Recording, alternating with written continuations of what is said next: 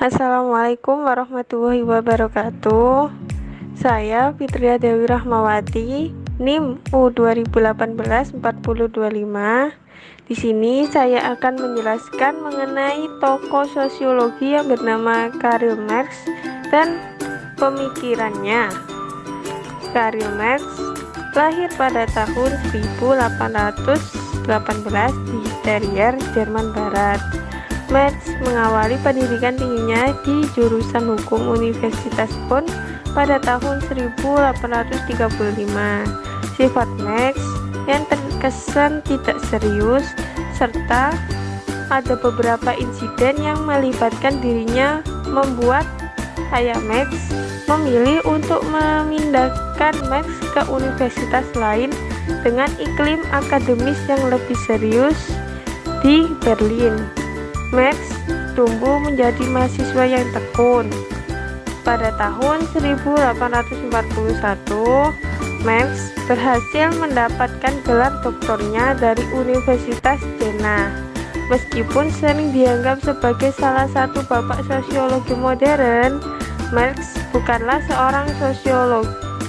Pada masanya, Marx lebih cocok disebut sebagai filsuf ekonomi, jurnalis sekaligus kritikus sosial.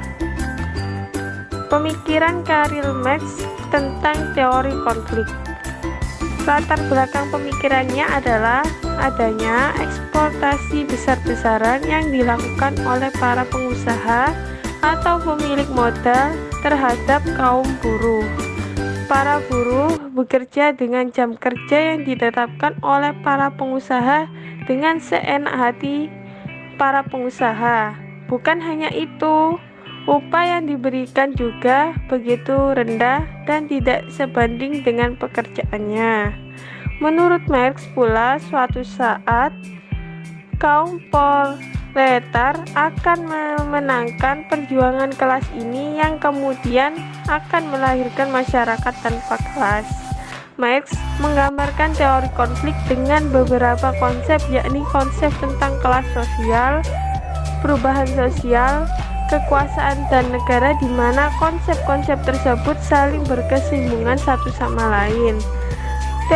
Teori konflik ini kemudian memunculkan apa yang dinamakan sebagai perspektif konflik.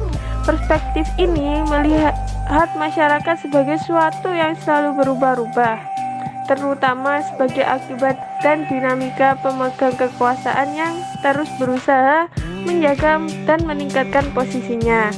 Dalam mencapai tujuannya, suatu kelompok seringkali harus mengorbankan kelompok lain.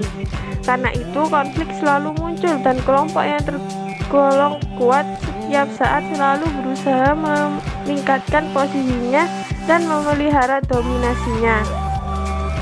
Sekian dari penjelasan saya, kurang lebihnya mohon maaf. Saya akhiri. Wassalamualaikum warahmatullahi wabarakatuh.